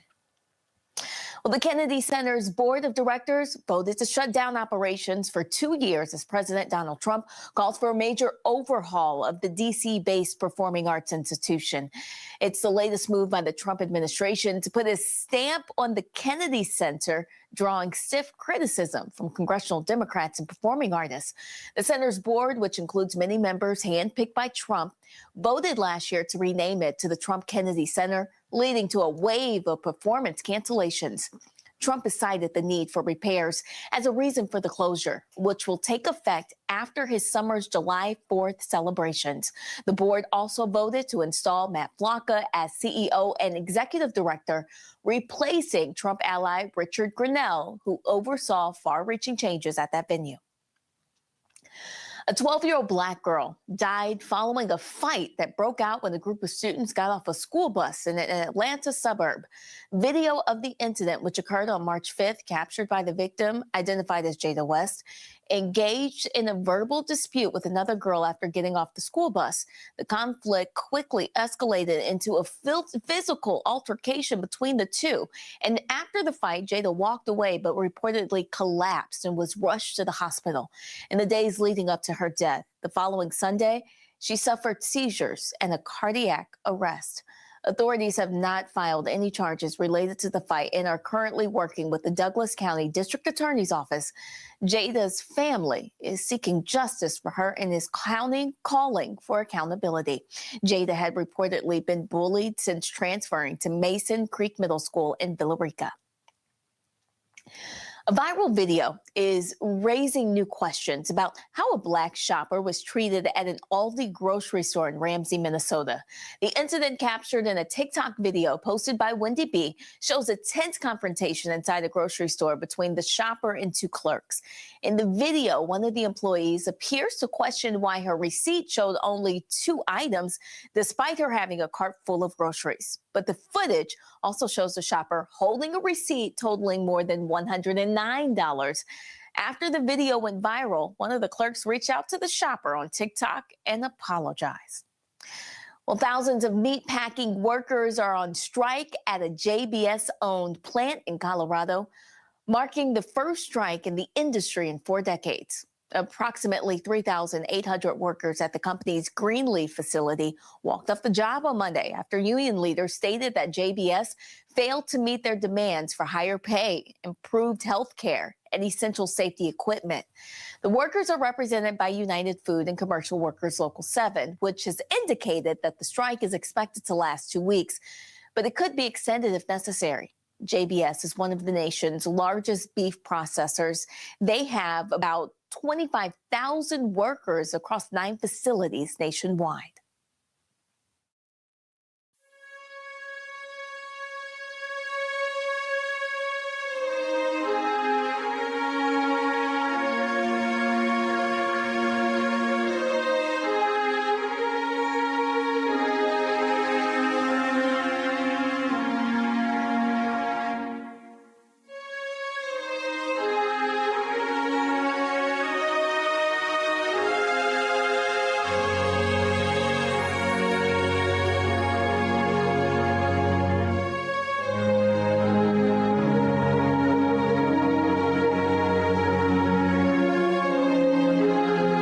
Us were stunned last night when we got the news that the longtime co-host of the legendary long-running television show Showtime with the Apollo, Kiki Shepard, had passed away. She was 74 years old. Kiki suffered a massive heart attack in Los Angeles on Monday. Born Chiquita Renee Shepard, she became a beloved fixture to millions of American households during her 15-year tenure on the show. Shared the stage with Steve Harvey from 1987 to 2002. She helped launch the careers of countless aspiring artists at the iconic Harlem Theater. During her time on the show, Shepard was known as the Apollo Queen of Fashion. Beyond the Apollo stage, Shepard continued to work in television, appearing on shows like NYPD Blue, Grey's Anatomy, and Everybody Hates Chris, as well as 1990s staples like A Different World and Baywatch. It was last month at NBA All-Star Game on February 12th when there was a gospel concert there, and the annual NBA All-Star Gospel Concert, a gospel celebration, and go to my iPad. We took this photo. Kiki was praising the Lord. She was having a great time, and Kiki wanted me to play in her golf tournament. She did an annual golf tournament benefiting sickle cell anemia, and Byron Scott, her longtime collaborator on that, was involved in that. And she said, Roland, look, you play golf. I keep seeing you, all these videos and stuff. I want you to play in my golf tournament. And she had asked me before, we traded numbers. We took this photo, and she said, I said, Kiki, let's do it. But she passed away. This is now at that night, Kiki was honored by Tamika Holyfield and her organization for her longtime work in Los Angeles and around the country on behalf of sickle cell. Here was that presentation. The Game Changer Award, actress and philanthropist, Kiki Shepard. Kiki Shepard, from iconic stage to life-saving advocate, a true game changer. Kiki Shepard, renowned for her electrifying presence on the stage at Showtime at the Apollo, has only captivated audience with her charisma, but also her dedication for over 22 years in an unwavering fight against sickle cell disease, solidifying her status as a true game changer. For a decade, from 1987 to 1997, Kiki Shepard graced the legendary stage of Showtime at the Apollo. As its iconic co-host, her infectious energy, quick wit, and genuine warmth forged by immediate and lasting connection with millions of viewers, making her a beloved figure in entertainment. Working alongside legendary host Steve Harvey, Kiki was more than just a co-host. She was the heart of the show, guiding contestants, engaging the audience, and creating an atmosphere of unforgettable moments. Her presence extended beyond the Apollo, with a notable career in television and entertainment that showcased her versatility and undeniable star power. Kiki's commitment found a powerful ally in NBA legend Byron Scott. Their shared passion for the cause brought them together, amplifying their collective voice and reach. Through joint initiatives and events, they have leveraged their combined platforms to educate the public engagement for high-profile personalities and galvanize support, demonstrating the immense power of unity in the fight against sickle cell disease. Kiki Shepard is undeniably a game changer. She's masterfully used her entertainment platform, not merely for fame, but as a megaphone for advocacy. Through her tireless dedication, she has touched and changed countless lives, bringing much-needed attention to a community battling a powerful disease. Her persistence over more than 2 decades, her compassion, her spirit, and her unwavering ability to inspire others define her leadership in this fight. Her legacy is one of compassion, dedication, and relentlessness. Kiki Shepard's ongoing work continues to embody the spirit of true humanitarianism, leaving an indelible mark on both the entertainment world and the medical community. Kiki Shepard reminds us that true star power lies not only in dazzling the stage, but in illuminating the path for those in need. Her journey is a testament to an extraordinary impact one individual can have on shaping a brighter, healthier future for all. Our 2026 Slam Dunk Game Changer Award recipient, Kiki Shepard. All right, Los Angeles, All-Star Gospel Celebration. Please put your, matter of fact, you deserve more than you just standing up. Please stand to your feet for the Queen. Stand to your feet for the Queen. For live at Showtime at the Apollo, the Queen herself, Kiki Shepard. Come on, y'all. Oh, y'all can do better than that. I just want you to stand here for a second. We grew up watching all of your icon, legendary hosting. Make some noise for the beautiful Queen, Kiki Shepard. Let's go. Let's give her flowers, y'all. Somebody say, all right. We would like you to just have a few words before we present you your award. Oh, my. I'm trying not to cry. This is really overwhelming to a great degree because love coming to you changes you and makes you understand and know that you have done something right, that you have done something to improve the life of somebody else. To those who are blessed with so much, you have to give back. And I thank you all so much to be being honored tonight in saying that I have been a game changer. My voice is shaking. I'm not usually like this. I'm usually very effervescent and fast and quick. But maybe it's being in the living room. Maybe it's being here and understanding, knowing the blessings that are washing over me and everybody else. That's making me rather nervous. The first person that bought me to Faithful Central is in the audience too, my good girlfriend, Dawn Lewis. She bought me to Faithful Central first. And Bishop Alma was saying some stuff. And I went back later and said, I didn't know that you were talking to me. He said, Kiki, I didn't even see where you were. Which meant that it was meant for me, even though he didn't know he was delivering it. So thank you all so much. And please go get tested for sickle cell trait. Live with knowledge, understand and know, because it's not gone yet, y'all.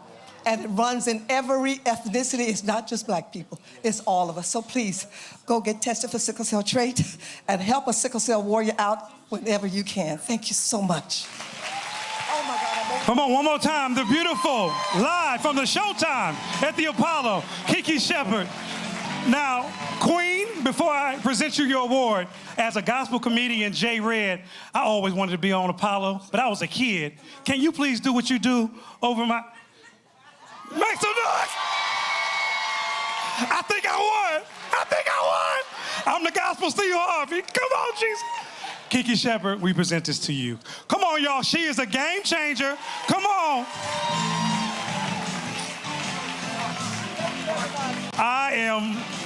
Listen. Folks, when so Dietrich Haddon performed that night, and I was going through my videos and everything, and this was actually, I can't remember if we took the picture before this, but this was the last video I shot of Kiki that night.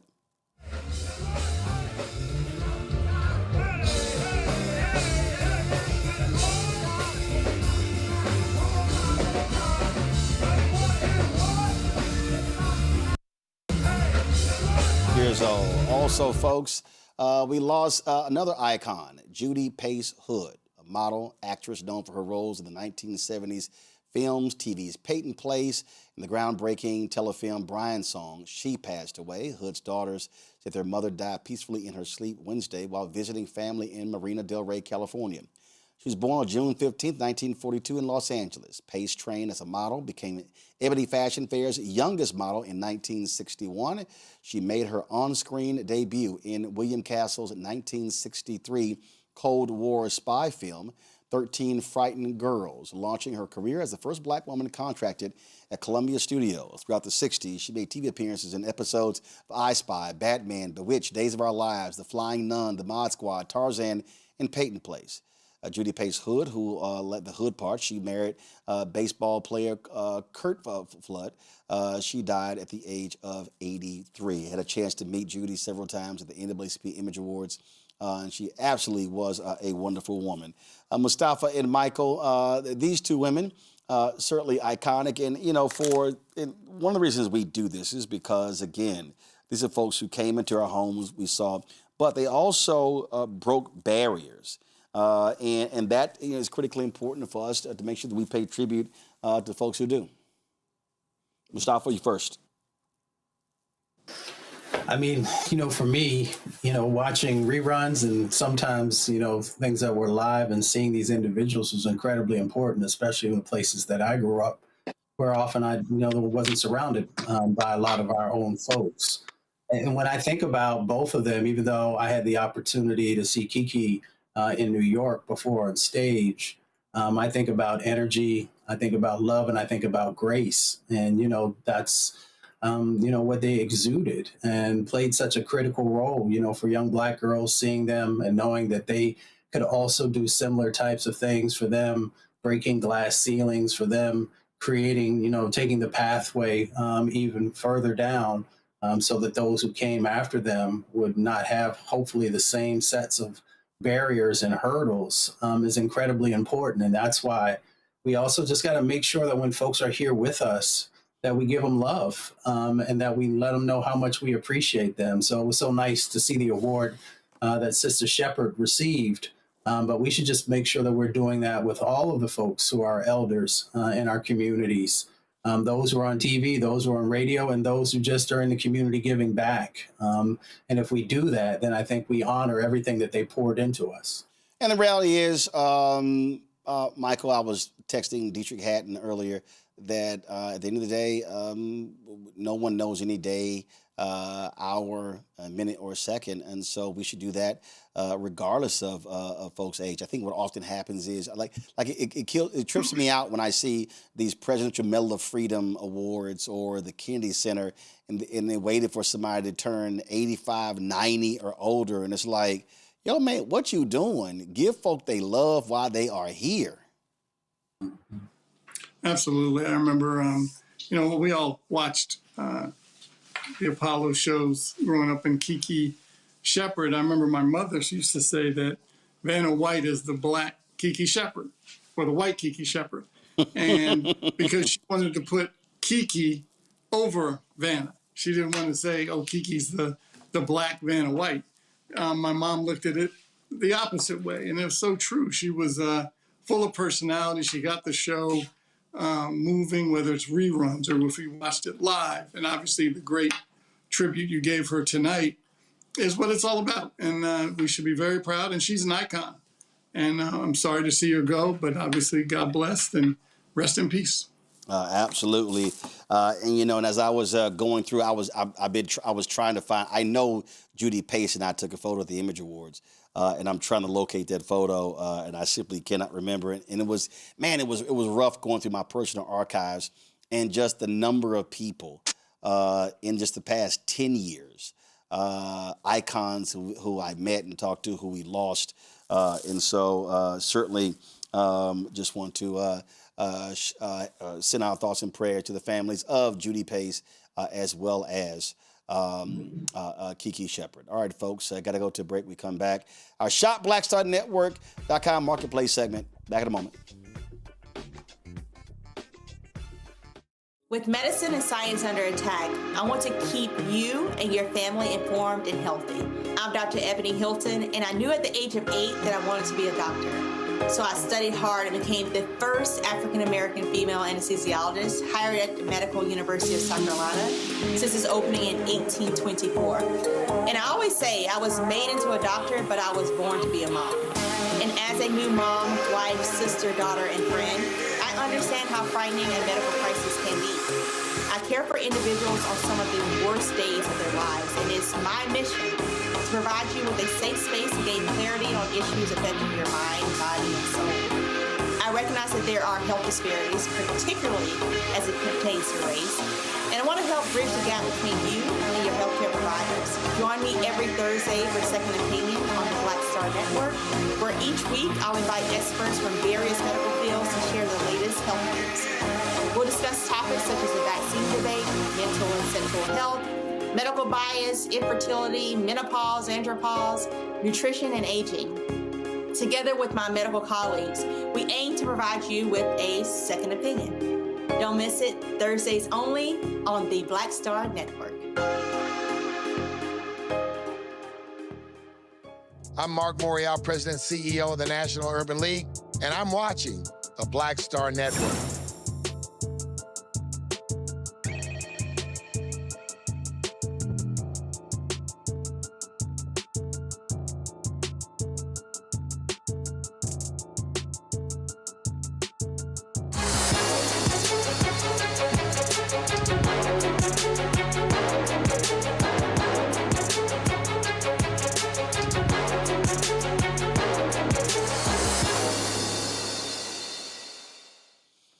All right, folks, we're moving into spring, and our skincare is kind of important as we're changing seasons. Then again, it's crazy here in D.C. because it would be 65 degrees yesterday, and it feels like 18 degrees today.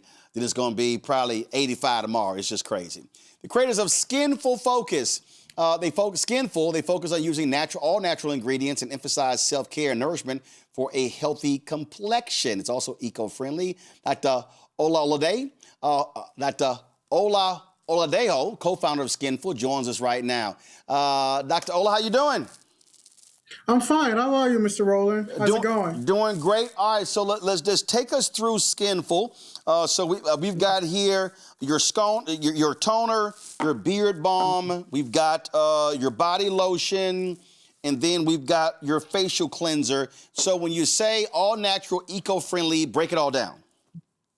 So when we created Skinful, by the way, I created Skinful with my wife, and to create the brand itself, it took about 2 years of researching ingredients and components that are safe to the skin, right? So just like you said, right, in the past week, at least in DC, right, we had 4 seasons in a day.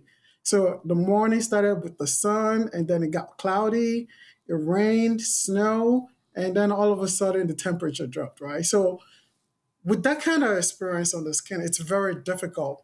So when we came up with Skinful, we wanted something that was safe and clean, right? In comparison to other brands or what's currently in the market. So that's the idea behind Skinful. So it's a product that I'm comfortable using. And if I do have a baby, I'm comfortable enough to be I can apply this product on the skin of a brand new baby. So it's a safe ingredient and just focused on providing the best skin.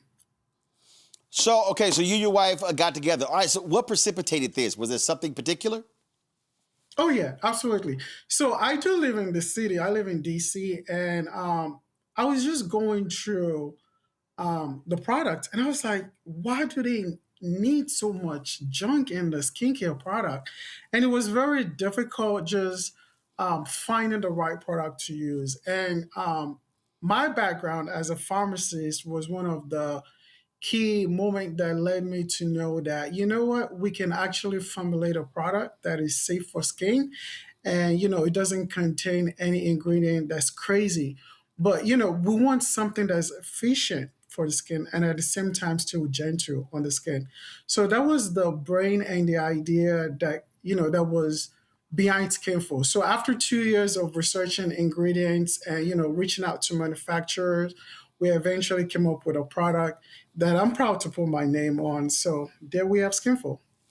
So do either one of you have a scientific background? I mean, how did you decide to say a skincare line? Where did that come from? Okay, so my background is a pharmacist. Okay. And I've done some compounding work as it relates to like dermatology in the past. So that was one of the key leading moment for me to be like, we can actually create something that is good enough and effective and doesn't contain the junk, and it's just the essentials for the skin. Cool. And you started when? So the brand officially kicked off in 2022. We've been doing our research since late 2019. So we had our first debut in 2022, and since then we've just been partnering with stores, selling our product online, and creating presence for the brand itself. All right. Questions for my panel. Michael Brown, you think you got great skin, but I'll let you go and ask the question first. Well, my mother did say that, Roland. You were correct. And Michael, do me a favor. Michael, next time you do my show, don't be having NBC on in the back.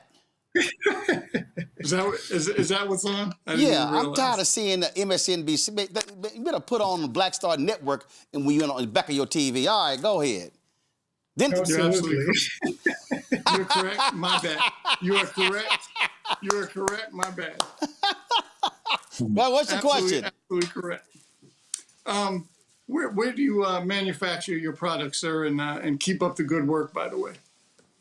Yes, we actually manufacture our product in New Jersey, here in the United States. And I guess in addition to one thing that I wanted to point out, right? So just for example, we know we have lotion and we do have cream, right? So a lotion is water-based and cream is oil-based. But I want to ask you guys a question. When do you think would be ideal to use lotion versus cream? Do you guys know?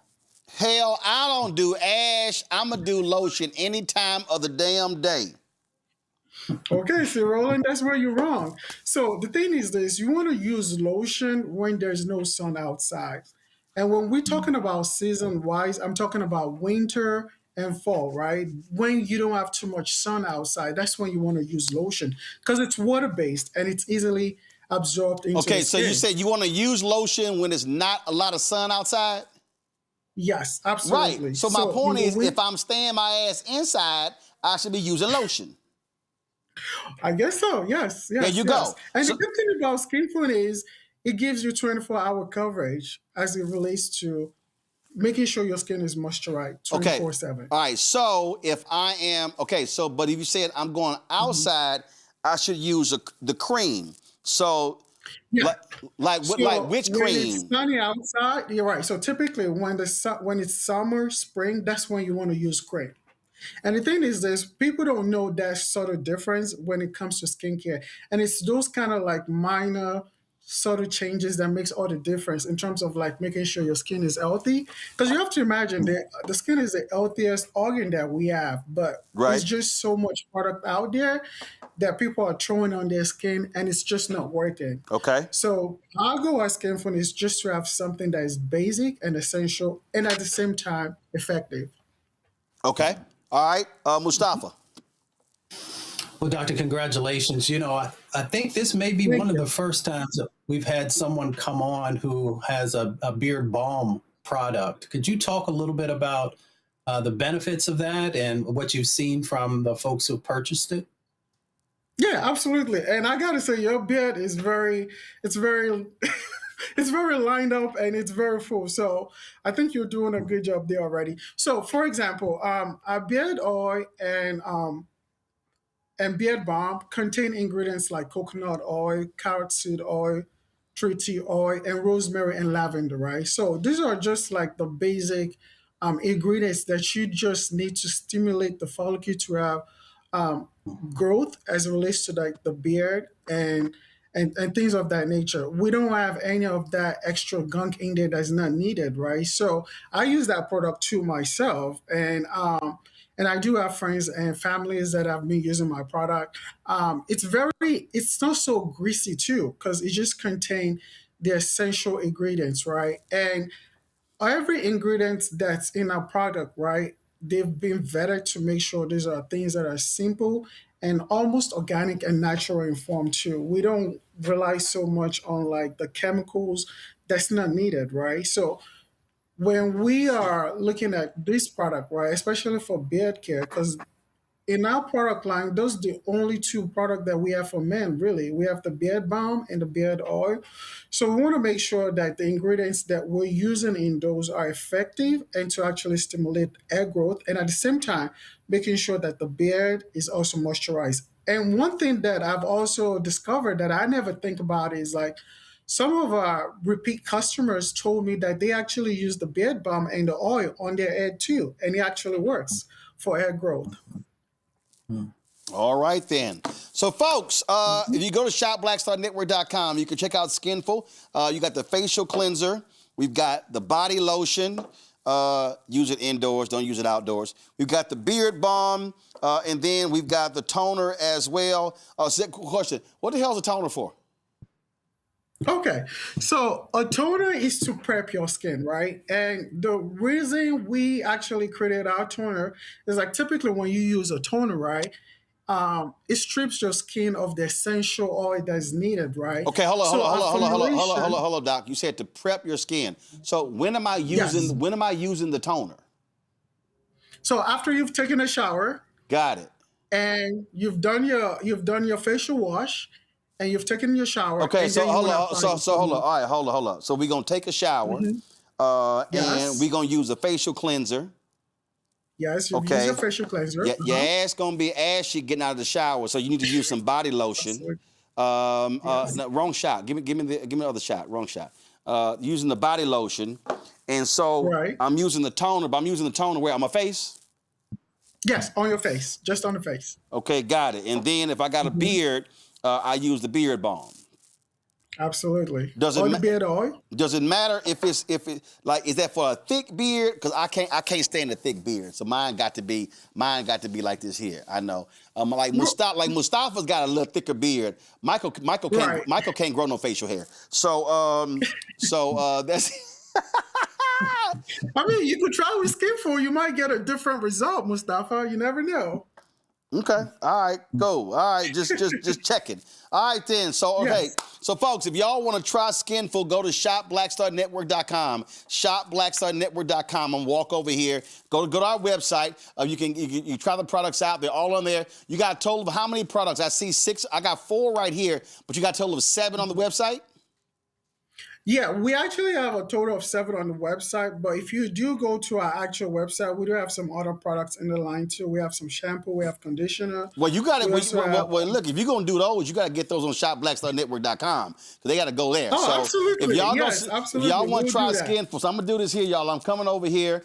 And so, I'm going to have to get like another table because, y'all, we running out of room. Because all of these are the products available to y'all on shopblackstarnetwork.com. I'm going to do this right here. So I'm going to move this over right here. And so I'm going to go ahead and put these right here. And so y'all go to shopblackstarnetwork.com to check out the Skinful products. And you can see it all right there. Dr. Ola, I appreciate it. Thanks a lot. Thank you so much. All right. Again, y'all. So be sure to go to shopblackstarnetwork.com. First of all, Mustafa and Michael, let me thank y'all for being on today's show. I certainly appreciate it. Thank you so very much. Folks, Also, before we go, shout out to King McNeil, the website. They are graduates of Oakwood University. Remember I told y'all that I had no Oakwood gear? I spoke there years ago in their chapel. Now, the reason I also remember, it was a great speech, but also they don't have meat on their campus. They are vegetarian only. Man, I was looking for some ribs.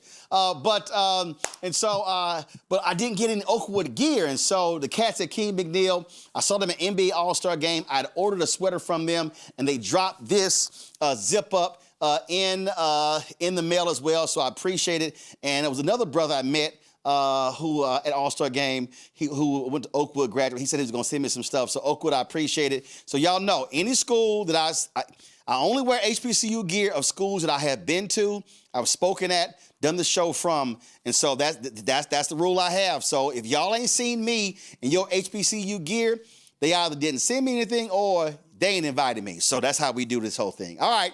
I want y'all to join our Bring the Funk fan club. Support our show. We're doing some amazing things, y'all. We got 6 total shows. This show, Brittany Noble's Daily News Show, The Breakdown of Brittany Noble. We've got Balanced Living with Jackie Martin. We got Greg Carr's The Black Table. We got The Other Side of Change. We got Roland's Book Club. We got Second Opinion with Dr. Ebony Hilton. We're still working on our weekly business show, y'all. So there's a lot going on. So we want y'all to support the work that we do. Join our Bring the Funk fan club.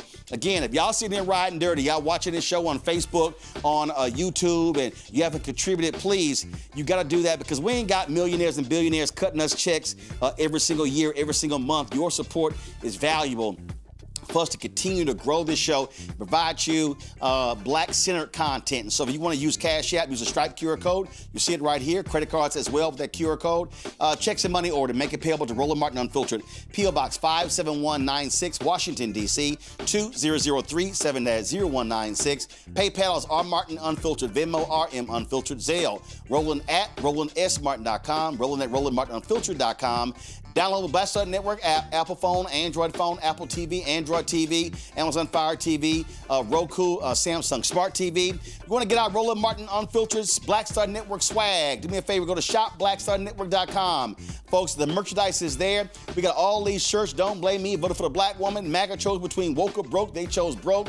How you die does not redeem how you live. Also, black-owned media matters. We got all that stuff right there on shopblackstarnetwork.com. Plus, all of the products that you see right here available on shopblackstarnetwork.com. We created this marketplace, y'all. These are all black-owned companies. We talk about supporting our own. Well, we actually have to do it. So when you buy these products from shopblackstarnetwork.com, you also are supporting this black-owned show as well. And so you name it, we got it. Peruse the site. They got a bunch of different stuff that you know that you use every single day, whether it's skincare, whether it's for your beard. We got different companies. We got watches, we got books, we got dolls. Man, we got handbags. We got all kinds of stuff. Chips. We got pecans. I mean, you name it, car solution. So go to shopblackstarnetwork.com. Check it all out. Also, download the app Fanbase. Follow me at Roland S. Martin on Fanbase. Let's grow that black-owned social media app. It's not just for black folks. It's black-owned. Support them as well. So, again, Fanbase. And, of course, watch Brittany Noble, the breakdown of Brittany Noble, every day at noon Eastern right here on the Black Star Network as well. I don't think I left anything out. That's it. I got to go. I'll see you tomorrow right here. Roland Martin Unfiltered, Black Star Network.